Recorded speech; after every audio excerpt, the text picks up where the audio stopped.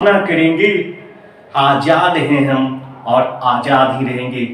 सुन रखा होगा आपने कि चंद्रशेखर आजाद ने इस प्रण को पूरा करने के लिए 27 फरवरी 1931 ईस्वी को अल्फ्रेड नोबेल पार्क में अपनी अंतिम गोली अपने सीने में उतारी, लेकिन अपने प्रण को पूरा किया और अंग्रेजी पुलिस के हाथों वो जीवन भर कभी नहीं आए।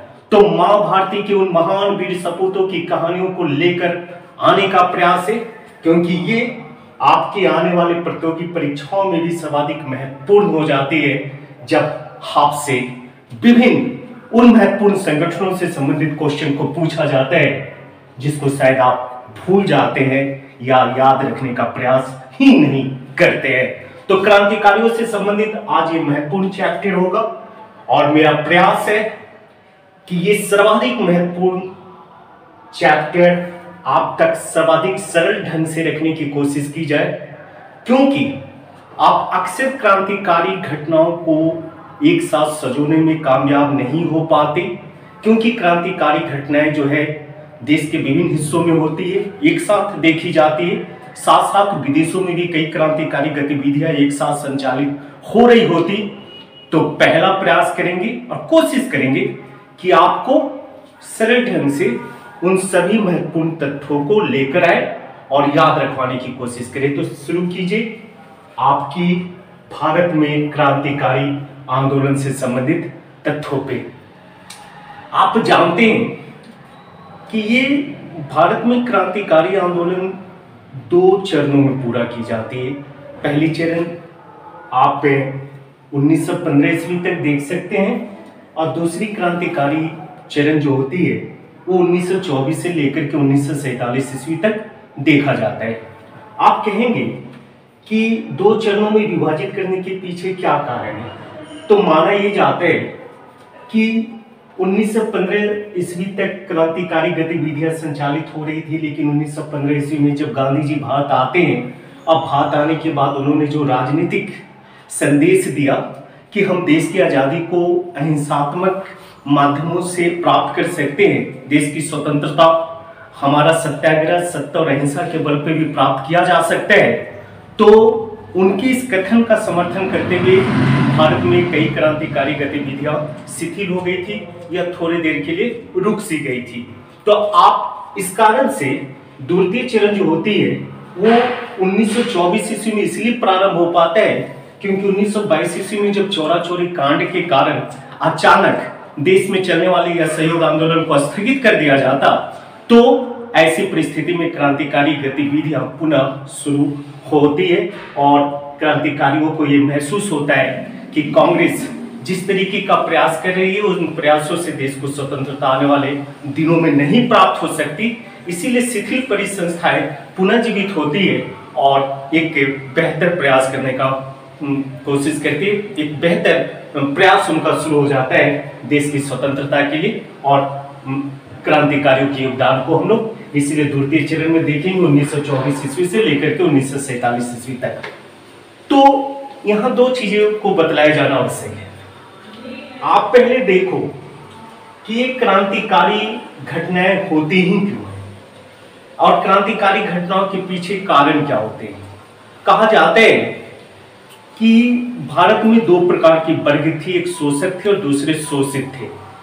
शोषक भारतीय थे जिनकी अपनी भूमि, अपने संसाधन होने के बावजूद भी वो अंग्रेजों के द्वारा लगातार आर्थिक, सामाजिक, सांस्कृतिक और मानसिक दृष्टिकोण से सताए जा रहे थे।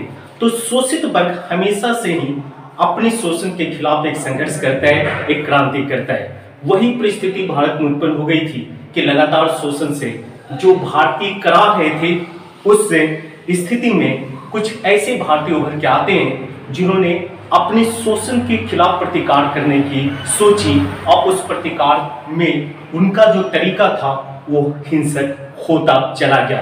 तो हम लोग प्रारंभिक दिनों में देखेंगे कि भारत में क्रांतिकारी घटनाओं की शुरुआत या बीजारोपण करने का श्रेय किसको दिया जाता है। तो भारत में क्रांतिकारी घटनाओं का पितामह बाल गंगाधर तिलक को मानते हैं हम लोग, और माना यह जाता है कि भारत में क्रांतिकारी घटनाओं के पीछे प्रेरणा का कार्य या प्रेरणा स्रोत जो थे वो बाल गंगाधर तिलक ही थे, जिन्होंने आपके गणेश उत्सव हो या शिवाजी महोत्सव के माध्यम से युवाओं को प्रेरित करने की कोशिश की और उन युवाओं ने उनसे सीख लेते हुए उन महोत्सव में शामिल होने के बाद कई प्रकार के कार्यक्रमों के माध्यम से वो आगे बढ़ते चले गए, क्रांतिकारी घटनाएं बढ़ती चली गई। तो पहला आप देखोगे, कहते हैं कि भारत में क्रांतिकारी घटनाओं का बीजारोपण बाल गंगाधर तिलक के द्वारा की जाती है। कैसे की जाती है? तो 1893 ईस्वी में गणेश महोत्सव उन्होंने शुरू किया था महाराष्ट्र में, और 1895 ईस्वी में उन्होंने शिवाजी उत्सव शुरू की थी महाराष्ट्र में, आप देखोगी। और कहते हैं कि उन्होंने 2 पत्रिकाओं को भी प्रकाशित की थी, एक मराठा जो अंग्रेजी में प्रकाशित होती थी और दूसरी केसरी जो कि मराठी में प्रकाशित होती थी। और कहते हैं कि केसरी में वो हमेशा भारत के उन संदर्भों में लेख लिखा करते थे जिससे युवाओं को प्रेरणा मिल पाती और देश के लिए कुछ बेहतर करने की उनके अंदर प्रेरणा प्राप्त होती। तो उन केसरी और मराठी के माध्यम से उन्होंने राष्ट्रीय भावनाओं को उद्दीलित करने की कोशिश की थी। कहा जाता है कि पुणे में ही आपके व्यायाम मंडल की स्थापना सर्वप्रथम की जाती है, किसके द्वारा? तो चापेकर बंधुओं के द्वारा। और ये चापेकर बंधुओं ने व्यायाम मंडल, जिस व्यायाम मंडल में आप सभी को समझते हैं कि युवाओं को कई प्रकार से शारीरिक श्रेष्ठता पे जोर दिया जाता था, साथ साथ उस व्यायाम मंडल में शामिल होने वाले युवाओं को विभिन्न अस्त्र शस्त्रों में प्रशिक्षित करने की भी कोशिश की जाती थी। तो व्यायाम मंडल को आप देखोगे जो स्थापित की जाती है चापेकर बंधुओं के द्वारा। और ये चापेकर बंधु कौन है?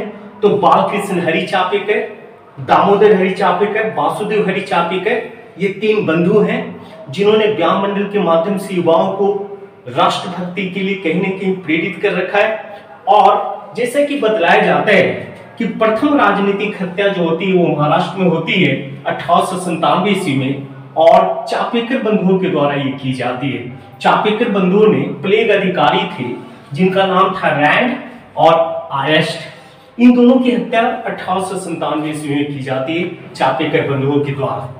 ये भारत में प्रथम राजनीतिक हत्या के रूप में इसे याद किया जाता है। आपको ये भी मालूम होगा कि इस प्लेग अधिकारियों की हत्या का समर्थन आपके बाल गंगाधर तिलक के द्वारा की गई थी। बाल गंगाधर तिलक ने चापेकर बंधुओं के द्वारा 2 प्लेग अधिकारियों की हत्या को शिवाजी के द्वारा अफजल खान की हत्या बतलाया। उन्होंने कहा कि जिस प्रकार से शिवाजी ने अफजल खान की हत्या की थी धर्म के रक्षार्थ हेतु, उसी प्रकार से अगर चापेकर बंधुओं ने प्लेग अधिकारियों की हत्या कर दी है तो यह सही उद्देश्य से की गई हत्या है, इसीलिए इसको अनुचित नहीं ठहराया जा सकता। कहते हैं कि केसरी में उन्होंने इनके समर्थन में लेख लिखा जिस कारण से बाल गंगाधर तिलक को 18 महीने की जेल की सजा मिल गई। और जेल में जाने के बाद ही कहते हैं कि बाल गंगाधर तिलक को लोकमान्य की उपाधि भी उनके समर्थकों के द्वारा दी जाती है। तो लोकमान्य की उपाधि बाल गंगाधर तिलक को किसी नेता या किसी संगठन के द्वारा न दिए जाने की बात यहाँ आप देख सकते हो किसके द्वारा दी जाती है? तो उनके प्रशंसकों ने, क्योंकि बाल गंगाधर तिलक ने इस राजनीतिक हत्या का समर्थन करते हुए इसे कहीं से अनुचित नहीं बतलाया था। ये भी सर्वाधिक महत्वपूर्ण हो जाती है कि लोकमान्य की उपाधि उन्हें कब प्राप्त होती है? तो लोकमान्य की उपाधि उन्हें तब प्राप्त होती है जब उन्होंने चापेकर बंधुओं के द्वारा की गई हत्या का समर्थन अपने केसरी और शिवाजी उत्सव में किया था। आप देखो, कहते हैं कि प्लेग अधिकारी की हत्या हो चुकी है और उस समय रानी विक्टोरिया आई हुई थी भारत में, और रानी विक्टोरिया के सम्मान में जब समारोह चल रही थी उसी समारोह में पहुंच करके चापेकर बंधुओं के द्वारा रैंड, जो कि प्लेग जांच समिति के अध्यक्ष थे, और आयस्ट जो थे वह सहायक के तौर पे काम कर रहे थे। तो विक्टोरिया के सम्मान समारोह में शामिल हो करके चापेकर बंधुओं ने इन दोनों प्लेग अधिकारियों की हत्या कर दी थी।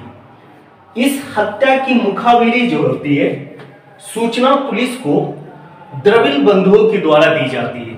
आपसे पूछा जा सकता है कि चापेकर बंधुओं के द्वारा की गई हत्या की मुखबरी किसने की थी, तो आपको ये बतलाना होगा कि वो द्रविड़ बंधु के द्वारा की जाती है।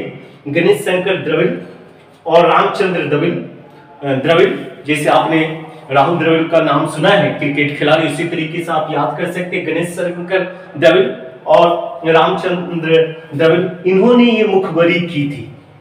और इस मुखबरी करने वाले द्रविड़ बंधुओं की हत्या जो है व्याम मंडल के सदस्यों ने कर दिया था बाद के दिनों में। आपको यह भी याद होनी चाहिए कि प्लेग अधिकारियों की हत्या के आरोपी दामोदर हरि चापेकर और बालकृष्ण हरि चापेकर को फांसी की सजा दे दी गई थी। तो आप इस प्रकार से देख सकते हैं कि महाराष्ट्र में प्रथम बार राजनीतिक हत्या की आपको जानकारी मिलती है। प्रथम राजनीतिक हत्या प्लेग अधिकारी रैंड और अरेस्ट की होती है। तो अब हम लोग देख रहे हैं कि महाराष्ट्र में किस प्रकार से प्रथम राजनीतिक हत्या हो चुकी है रैंड और अरेस्ट की। अब बात करोगे मित्र मेला की। आपने सुन रखा होगा कि 1899 ईस्वी में एक मित्र मेला नामक संगठन की स्थापना नासिक में की जाती है। किसके द्वारा? तो विनायक दामोदर सावरकर के द्वारा। आप इस चीज को देखेंगे। इसी संगठन का विस्तार होता है अभिनव भारत समिति, जिसको आप लोग यंग इंडिया सोसाइटी के नाम से भी जानेंगे। तो सबसे पहले आपको मित्र मेला के बारे में सुनने को मिल रहा है कि मित्र मेला नासिक में एक संगठन है, जिस संगठन में कुछ युवाओं का जमघट लगता रहता है और उन युवाओं के साथ विनायक दामोदर सावरकर जैसे लोग हैं जो कहीं न कहीं राष्ट्रवाद की भावनाओं से उद्वेलित हैं और कुछ बेहतर करना चाहते हैं देश की स्वतंत्रता के लिए। तो विनायक दामोदर सावरकर साथ साथ सावरकर बंधुओं की भी चर्चा मिलती है। जैसे कि आप विनायक दामोदर सावरकर को बीडी सावरकर या वीर सावरकर के नाम से जानते ही हैं। गणेश दामोदर सावरकर को भी देखेंगे, नारायण दामोदर सावरकर को भी देखेंगे। अगर आपके एग्जामिनेशन में पूछ दिया जाए कि मित्र मेला का गठन या अभिनव भारत समिति की गठन किसके द्वारा की जाती है, तो आप सावरकर बंधु कहते हैं तो ज्यादा उचित नजर आता है। यही मित्र मेला अभिनव भारत समिति के रूप में तब्दील हो जाती है 1904 ईस्वी में यंग इंडिया सोसाइटी के रूप में। यह एक गुप्त संस्थान है और अभिनव भारत जो है ना वो तरुण इटली, यंग इटली, आपने सुन रखा होगा कि इटली में मैजनी जो थे उन्होंने एक यंग इटली नामक ऑर्गेनाइजेशन बना रखा था और यह यंग इटली नामक ऑर्गेनाइजेशन इटली में एक गुप्तचर संस्था के रूप में क्रांतिकारी घटनाओं को अंजाम दिया करती थी। उसी से प्रेरित होकर के आपके भारत में अभिनव भारत ऑर्गेनाइजेशन को संचालित करते हैं B D Savarkar. B D Savarkar Mazzini के जीवनी को भी लिखते हैं और ये मैजनी की जीवनी से भारत में कई क्रांतिकारियों को लगातार प्रेरणा मिलते रहती है। 1906 ईस्वी में स्थिति ये हो जाती है कि बीडी सावरकर को कानून की पढ़ाई करने के लिए लंदन जाना पड़ता है और लंदन में पूर्व से Indian home rule league society की गठन हो चुकी रहती। जैसा कि आप देखोगे कि लंदन में इंडियन होम रूल लीग नामक एक संस्थान काम कर रही होती, जिसके संस्थापक थे श्यामजी कृष्ण वर्मा और उन्होंने इंडिया हाउस भी बना रखा था, जिस इंडिया हाउस में भारत से आने वाले क्रांतिकारियों या भारत से आने वाले जो भारतीय होते थे उनको मदद दी जाती थी और उनको रहने की और खाने पीने की व्यवस्थाएं की जाती थी।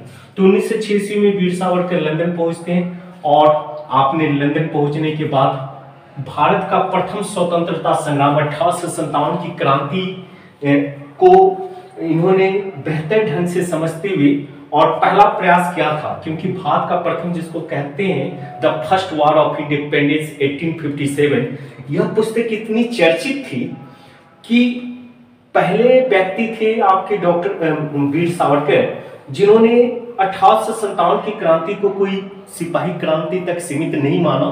उन्होंने ये कहा कि ये भारतीयों के द्वारा देश की स्वतंत्रता का प्रथम प्रयास था। उन्होंने पुस्तक को लिखी, ये पुस्तक मराठी में लिखी गई थी लेकिन अंततः ये अंग्रेजी में छपती है, वो भी हॉलैंड से छपती है, आप इसको जानेंगे।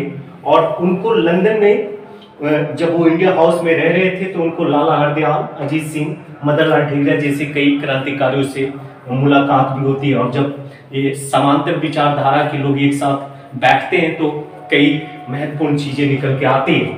आप वहां देखोगे कि लंदन में ही कर्जन वायली की हत्या की जाती है 1909 ईस्वी में इंडिया हाउस में रहने वाले क्रांतिकारी मदन लाल ढींगरा के द्वारा। और मदन लाल ढींगरा के द्वारा जो हत्या की जाती है उस हत्या की रणनीति भी बनाने का श्रेय जो है वीर सावरकर को दिया जाता है। तो अभी तक हम लोगों ने क्या सीखा? हम लोग देख चुके हैं कि किस प्रकार से भारत में क्रांतिकारी गतिविधियों की शुरुआत महाराष्ट्र से हो चुकी है। महाराष्ट्र में सर्वप्रथम हम लोगों ने व्यायाम मंडल के सदस्यों को प्रथम राजनीतिक हत्या करते हुए देखा, रैंड और एमरेस्ट की।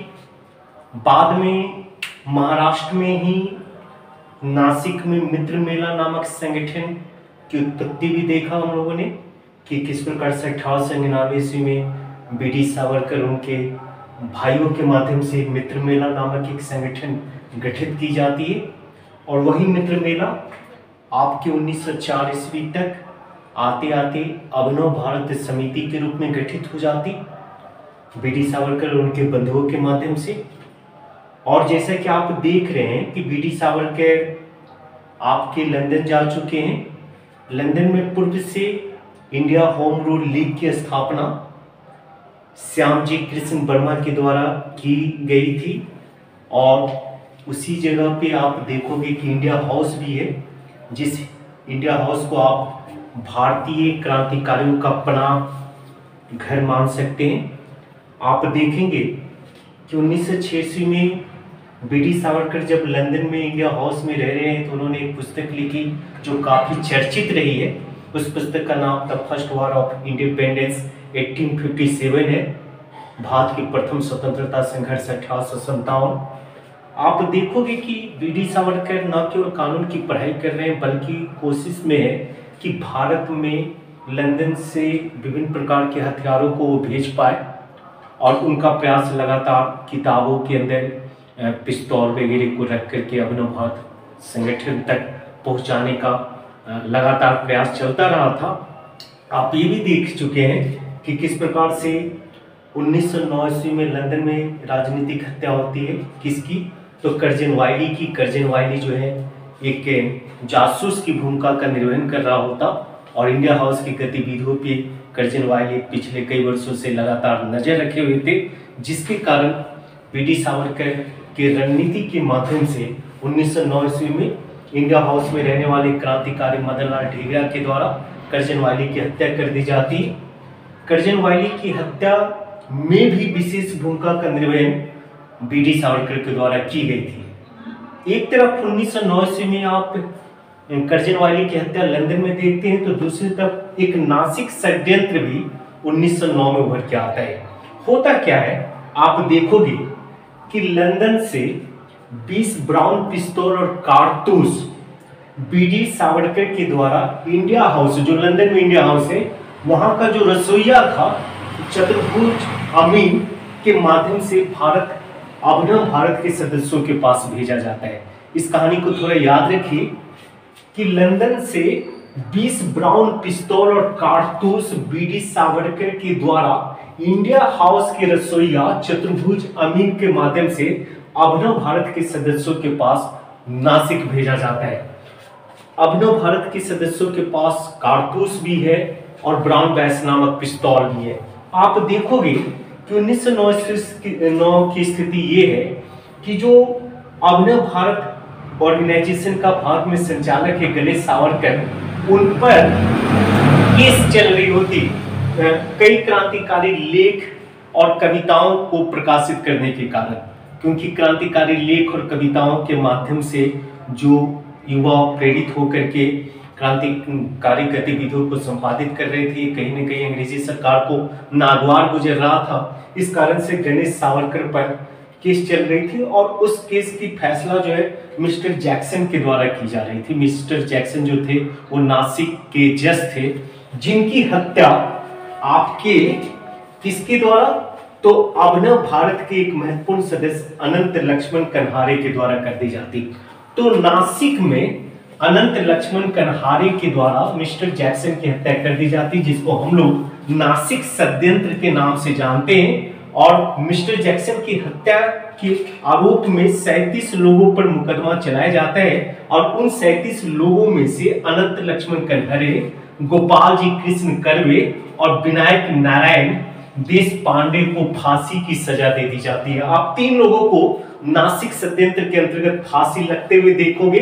अनंत लक्ष्मण कन्हारे जिन्होंने मिस्टर जैक्सन की हत्या की है 1909 ईस्वी में, साथ साथ गोपाल जी कृष्ण कर्वे और विनायक नारायण देश पांडे को।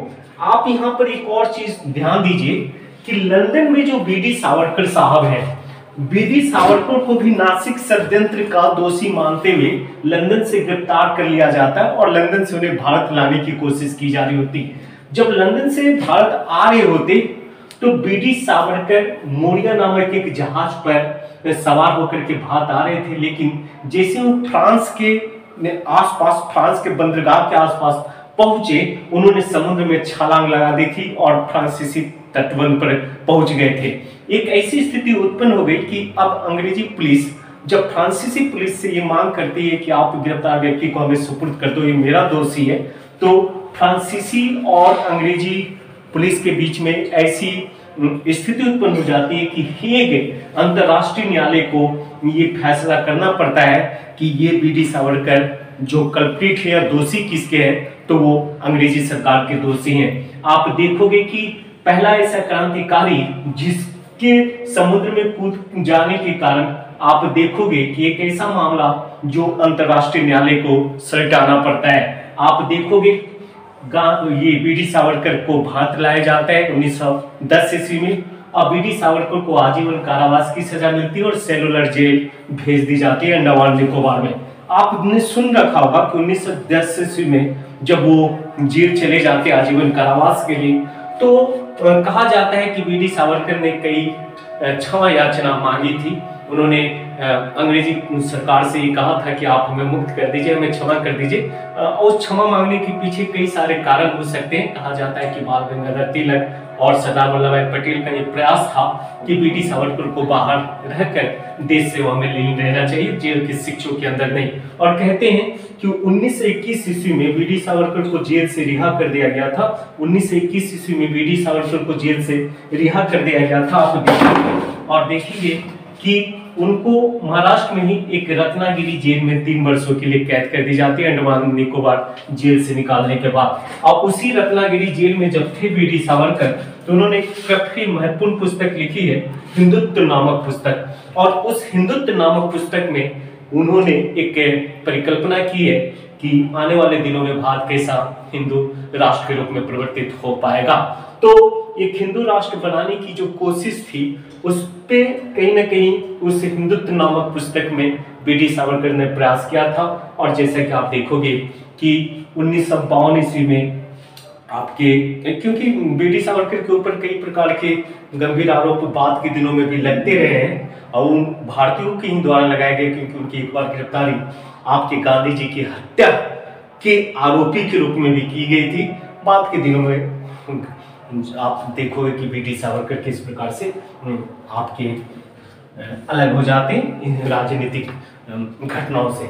तो जो भी हो, हम लोगों को याद रखनी है नासिक षड्यंत्र भी और बीडी सावरकर की भूमिका के बारे में भी, अनंत लक्ष्मण कन्हारे की भूमिका के बारे में भी, हमें गणेश सावरकर के बारे में भी याद रखनी है। इन सभी घटनाओं के माध्यम से महाराष्ट्र में होने वाली जो राजनीतिक घटनाएं हैं, जिसको राजनीतिक क्रांतिकारी घटनाएं, क्योंकि क्रांतिकारियों के माध्यम से राजनीतिक हत्याएं होती रही है और आप देख सकते हो कि किस प्रकार से बीडी सावरकर का प्रयास लगातार होता रहा था आपकी क्रांतिकारी गतिविधियों को बढ़ावा देने में। उन्होंने आपके 20 कारतूस, 20 पिस्तौल हो या कारतूस हो, वो लंदन से भी भेजते रहे थे।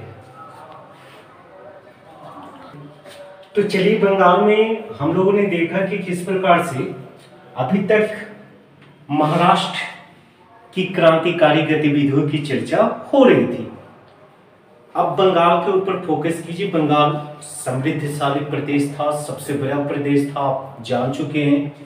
और पूर्व में भारत की राजनीतिक, सांस्कृतिक, आर्थिक सभी गतिविधियों का वो केंद्र भी रहा है। तो बंगाल में सबसे ज़्यादा राजनीतिक घटनाएं और सबसे ज़्यादा क्रांतिकारी घटनाएं भी आप देखोगे। और क्योंकि बंगाल में बिहार और उड़ीसा जैसे वर्तमान के राज्य भी शामिल थे, इसीलिए हम बिहारियों को इस बात पर गर्व करने का मौका हासिल है कि सर्वाधिक क्रांतिकारी गतिविधियां अगर किसी जगह देखी जाएगी तो वह बंगाल में देखी जाएगी। तो बंगाल में सबसे पहले जानना चाहिए कि कौन सी आपकी संस्थान थी जिसको आप क्रांतिकारी संस्थान कह सकते हैं। तो माना जाना चाहिए कि अनुशीलन समिति के पहले भी राजनारायण बसु के द्वारा एक संजीवनी सभा स्थापित की गई थी, जो संजीवनी सभा जो है क्रांतिकारी संगठन थी। और यह भी एक व्यायामशाला के रूप में ही चर्चित थी। युवाओं को पहले शारीरिक श्रेष्ठता की बातें की ही जा रही है, लेकिन उन युवाओं से शारीरिक श्रेष्ठता के साथ साथ देशभक्ति का भी पाठ पढ़ाया जाता था। राजनारायण बसु के द्वारा स्थापित संजीवनी सभा। आपने अनुशीलन समिति की जरूर याद किया होगा। अनुशीलन समिति जो व्यायामशाला के रूप में स्थापित की गई थी, इसको भी आप देखोगे कि आप महाराष्ट्र में देखोगे कि चापेकर बंधुओं के द्वारा व्यायाम मंडल स्थापित की जा रही है। और यहाँ पर देखेंगे अनुशीलन समिति पूर्व में व्यायामशाला के रूप में 1903 ईस्वी में स्थापित की गई थी। और इस व्यायामशाला को ही बाद में अनुशीलन समिति के नाम से हम लोग जानेंगे। ये मिदनापुर कलकत्ता में स्थापित की गई थी।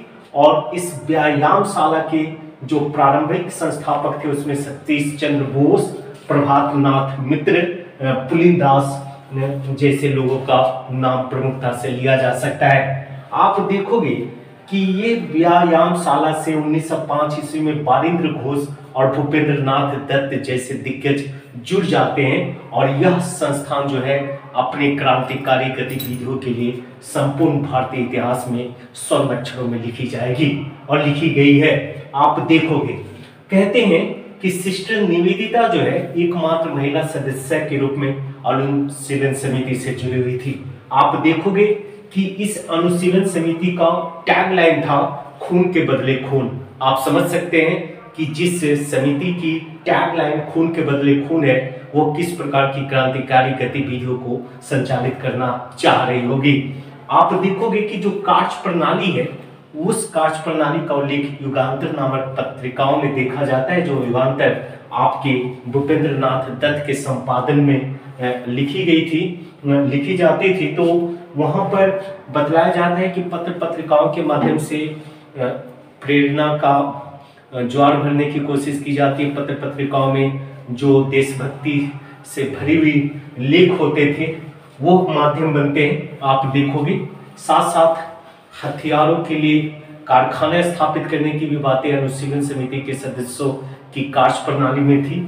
चंदा प्रारंभिक दिनों में उनका और बाद के दिनों में उन्होंने पैसे को प्राप्त करने के लिए और धन ज़्यादा से ज़्यादा हथियारों के लिए और अन्य चीज़ों के लिए उन्होंने हथियारों के लिए चंदा के साथ साथ दबाव भी बनाना शुरू किया, लूटना भी शुरू किया। तो आप देख सकते हैं कि उनकी जो मुख्यतः कार्य प्रणाली थी कि बदनाम अधिकारियों की हत्या भी की जाए। आप देखोगे कि कई सारी पत्रिकाएं उन लोगों के माध्यम से, अनुशीलन समिति के सदस्यों के माध्यम से प्रकाशित की जाती, जिसमें युगांतर भूपेंद्र नाथ दत्त के द्वारा, संध्या जो है आप ब्रह्म बाधव समिति के द्वारा, और वंदे मातरम आप देखोगे अरविंद घोष के द्वारा।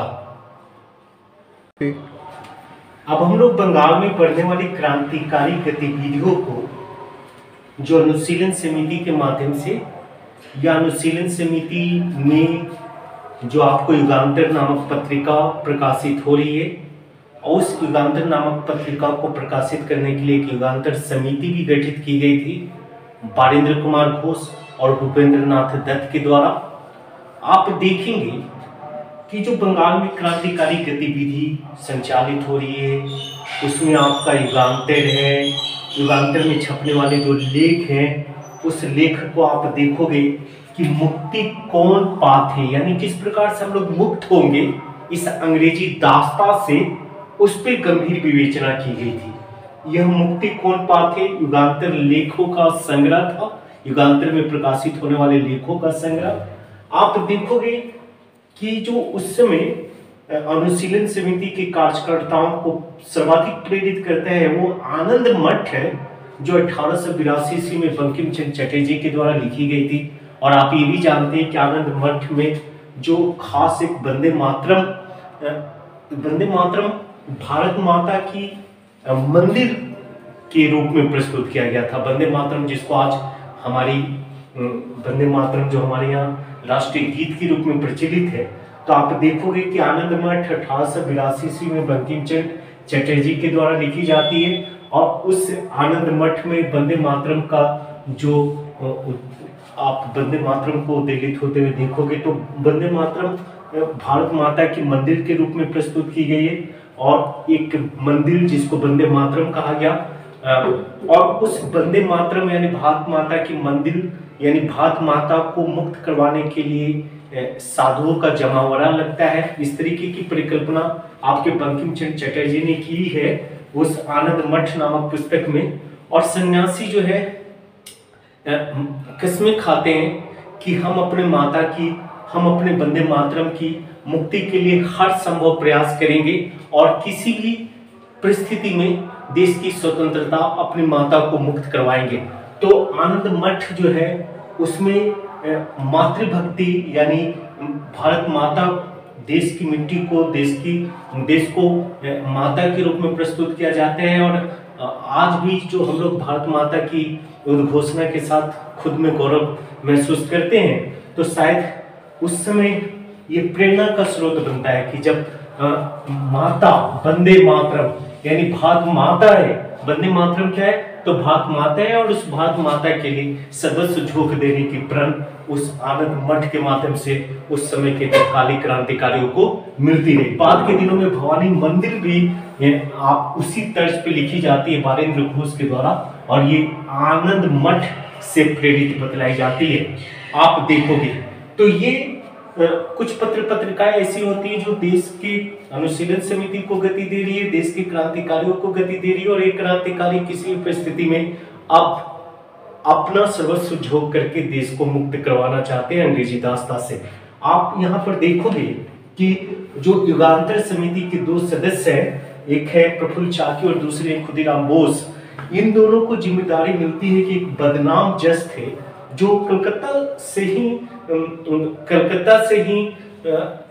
युगांतर समिति के सदस्यों के आंखों की किरकिरी बने हुए थे। वो चाहते थे कि किंग्सफोर्ड की हत्या की जाए, क्योंकि किंग्सफोर्ड जो है क्रांतिकारियों के विरुद्ध निर्णय लेने के लिए बदनाम हो चुके थे, और उनकी हत्या के लिए जो प्रयास किया गया था बिहार में प्रथम 30 अप्रैल 1908 ईस्वी को, जिसको हम लोग मुजफ्फरपुर बम कांड के नाम से जानते हैं, मुजफ्फरपुर के जिला जज किंग्सफोर्ड को मारने का प्रयास प्रफुल्ल चाकी और खुदीराम बोस के द्वारा की गई थी। लेकिन जैसा कि देखेंगे कि किंग्सफोर्ड तो बच जाते हैं, लेकिन उनके जगह पे भारत के राष्ट्रवाद के समर्थक कैनेडी की पत्नी और बेटी मारी जाती है, मिसेस कैनेडी और मिस कैनेडी। तो इस घटना के उपरांत प्रफुल्ल चाकी और खुदीराम बोस, तो प्रफुल्ल चाकी ने गिरफ्तारी के भय से उन्होंने स्वयं आत्महत्या कर ली, और बाद में देखोगे कि खुदीराम बोस को 11 अगस्त 1908 ईस्वी को फांसी के तख्ते पे झुला दिया गया, जो शायद भारतीय इतिहास में सबसे कम उम्र में फांसी के तख्ते पे झूलने वाले शहीद माने जाएंगे। और कहा तो ये भी जाता है कि जब उन्हें फांसी की सजा दी जा रही थी तो वो मुस्कुरा रहे थे, और फांसी की सजा सुनाने वाला जज जो था वो कंफ्यूज हो चुका था कि आखिर में फांसी की सजा सुनने के बाद भी ये 18 वर्षीय युवक मुस्कुरा क्यों रहा है। तो जब उसे पूछा गया कि क्या तुम्हें भय नहीं है या तुम मेरे सजा को समझ नहीं पाए हो, उसने बोला कि मैं पूरी तरीके से समझ रहा हूँ आपकी सजा को, इसीलिए तो मुस्कुरा रहा हूँ, और समझ मेरी इतनी ज्यादा है कि आप बोलो तो आपको बम बनाने की कला अभी थोड़ी सी समझ का परिचय दे, यानी आप बोलो तो मैं आपको बम बनाने की कला भी थोड़ी ही समझ से सिखला दूं। कहते हैं इस तरीके की भावनाएं थे हमारे राष्ट्रभक्तों की। अब आप लोग देखो यहाँ बंगाल में एक तरफ आप देख चुके हैं कि बंगाल की युगांतर समिति के 2 सदस्यों के द्वारा मुजफ्फरपुर में, बिहार के मुजफ्फरपुर में किंग्स फोर्ट की हत्या का प्रयास किया जाता है। और ये बम बनाने की कला जो सीख पाए थे उसके पीछे कारण ये बोला जाता है कि अलीपुर के मणिकतल्ला में बम बनाने की कारखाने स्थापित की गई थी। किसके द्वारा? तो बारिंदर कुमार घोष के द्वारा। बताया ये जाता है कि बंगाल की जो कुछ क्रांतिकारी गतिविधि है उसमें आप मणिकतल्ला षड्यंत्र का भी नाम सुनते होंगे। जानते होंगे आप कि एक व्यक्ति विशेष, एक क्रांतिकारी हेमचंद्र कानूनगो को आपके युगांतर समिति के सदस्यों के द्वारा पेरिस भेजा गया था रूसी व्यक्ति के सहयोग से बम बनाने की कला सीखने के लिए। पूछा जाता है कि बंगाल के किस क्रांतिकारी को पेरिस बम बनाने की कला सीखने के लिए भेजी गई थी? तो हेमचंद्र कानूनगो को। वो जब बम बनाने की कला सीख करके आते हैं पेरिस से, तो बारिंदर घोष ने अलीपुर कलकत्ता में मणिकतल्ला में बम बनाने की कारखाने स्थापित कर दी थी। और उस कारखाने में कई क्रांतिकारियों ने बम बनाने की कला सीखा। किनके माध्यम से? हेमचंद्र कानूनगो के माध्यम से। बाद के दिनों में किसी लापरवाही से एक बम विस्फोट हो जाती है उस अलीपुर बम कारखाने में, और जिसके कारण मुखबिरों के माध्यम से पुलिस को ये सूचना मिल जाती है कि अलीपुर के मणिकतल्ला में बम बनाने की कारखाने हैं। और वहां पुलिस छापा मारती है, जिसको हम लोग किस नाम से जानते हैं? अलीपुर षड्यंत्र या मणिकतल्ला षड्यंत्र।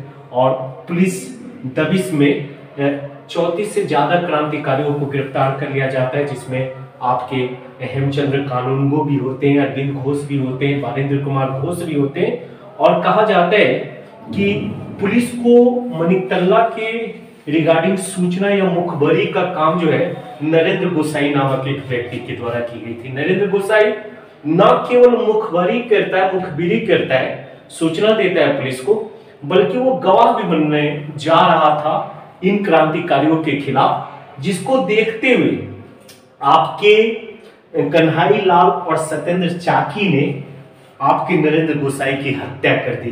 कहते हैं कि कन्हई लाल और सत्येंद्र चाकी को नरेंद्र गोसाई की हत्या के आरोप में फांसी की सजा मिल जाती है, और अरविंद घोष जो होते हैं अलीपुर षड्यंत्र से रिहा हो जाते हैं। तो अरविंद घोष आपके रिहा हो जाते हैं, और रिहा हो जाने के बाद उन्होंने राजनीतिक जीवन से संन्यास लेते हुए पुंडुचेरी में जाकर के आप देखो कि आश्रम स्थापित करते हैं, जिसको अल्बिरो आश्रम के नाम से भी जानते हैं। तो इस प्रकार से मेरा एक प्रयास था कि आपको क्रांतिकारी गतिविधियों से संबंधित सिस्टमेटिक ढंग से, अगर आप इसको याद रखेंगे तो आप समझ जाओ कि महाराष्ट्र और बंगाल में होने वाली जितनी भी क्रांतिकारी गतिविधियां हैं वो आप समाप्त होते हुए देख पाओगे। कोई भी ऐसी इंसिडेंट जो आपकी परीक्षा में पूछा जाएगा वो हम सबको डालने की कोशिश की, और आने वाले एक और वीडियो होगी जिसमें संपूर्ण क्रांतिकारी गतिविधियां समाप्त हो जाएगी। आप इसको ध्यान से देखो और समझने की कोशिश करो कि आखिर किस तरीके की गतिविधियां होती है।